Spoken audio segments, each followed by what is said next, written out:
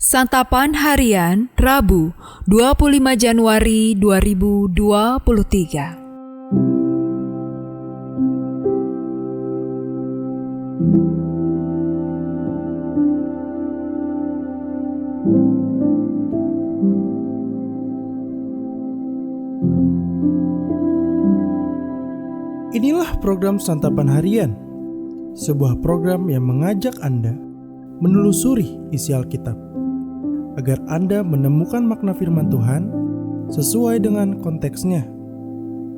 Santapan Harian tertuju bagi Anda yang ingin memiliki kehidupan rohani yang segar, kuat, dan sigap. Hari ini kita akan membaca 2 Raja-Raja pasalnya yang ke-8, ayat yang pertama hingga ayatnya yang ke-6. Namun sebelumnya, mari kita berdoa. Di dalam kasih-Mu Yesus, mampukanlah kami untuk memahami kebenaran firman-Mu dan terlebih lagi melakukan di dalam keseharian kami. Di dalam Kristus Yesus yang memampukan kami. Amin. 2 Raja-Raja 8 ayat 1-6. Elisa telah berbicara kepada perempuan yang anaknya dihidupkannya kembali. Katanya, "Berkemaslah dan pergilah bersama-sama dengan keluargamu, dan tinggallah di mana saja engkau dapat menetap sebagai pendatang. Sebab Tuhan telah mendatangkan kelaparan yang pasti menimpa negeri ini 7 tahun lamanya." Lalu berkemaslah perempuan itu, dan dilakukannya seperti perkataan abdi Allah itu. Ia pergi bersama-sama dengan keluarganya, lalu tinggal menetap sebagai pendatang di negeri orang Filistin 7 tahun lamanya. Dan setelah lewat ke-7 tahun itu, pulanglah perempuan itu dari negeri orang Filistin. Kemudian ia pergi mengadukan perihal rumahnya dan ladangnya kepada raja. Raja sedang berbicara kepada Gehazi, bujang abdi Allah itu. Katanya, "Cobalah ceritakan kepadaku tentang segala perbuatan besar yang dilakukan Elisa." Sedang ia menceritakan kepada raja tentang Elisa menghidupkan anak yang sudah mati itu, tampaklah perempuan yang anaknya dihidupkan itu datang mengadukan perihal rumahnya dan ladangnya kepada raja. Lalu berkatalah Gehazi, "Ya tuanku raja, inilah perempuan itu dan inilah anaknya yang dihidupkan Elisa." Lalu raja bertanya-tanya, dan perempuan itu menceritakan semuanya kepadanya. Kemudian raja menugaskan seorang pegawai istana menyertai perempuan itu dengan pesan, "Pulangkanlah segala miliknya dan segala hasil ladang itu sejak ia meninggalkan negeri ini sampai sekarang."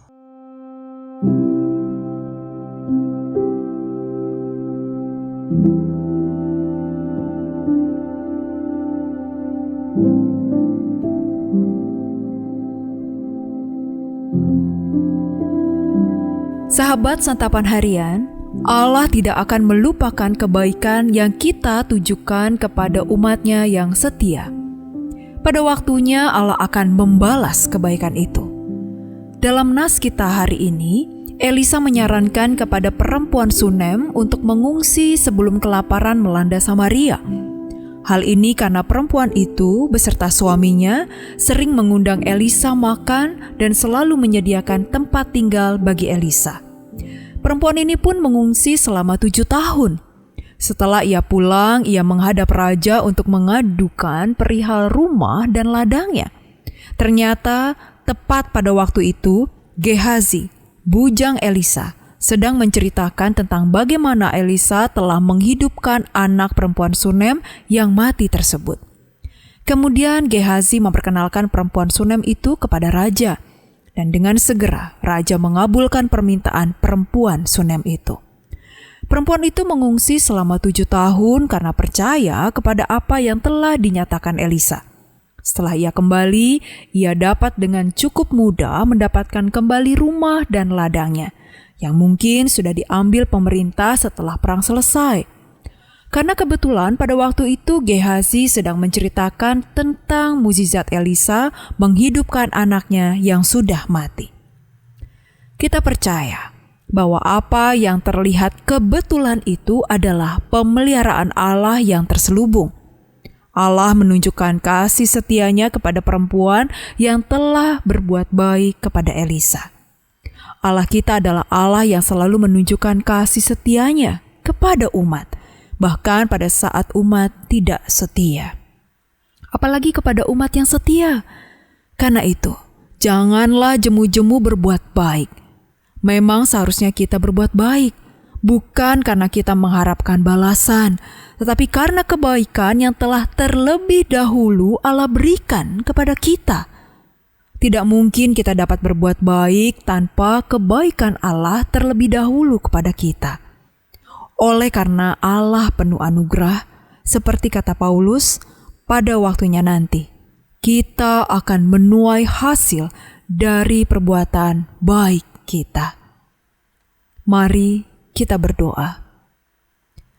Tuhan, tolong kami untuk mengikut Engkau dan menunjukkan kebaikan kepada orang-orang di sekitar kami, sehingga mereka dapat melihat Engkau di dalam diri kami. Dalam kasih-Mu Kristus, kami memohon. Amin.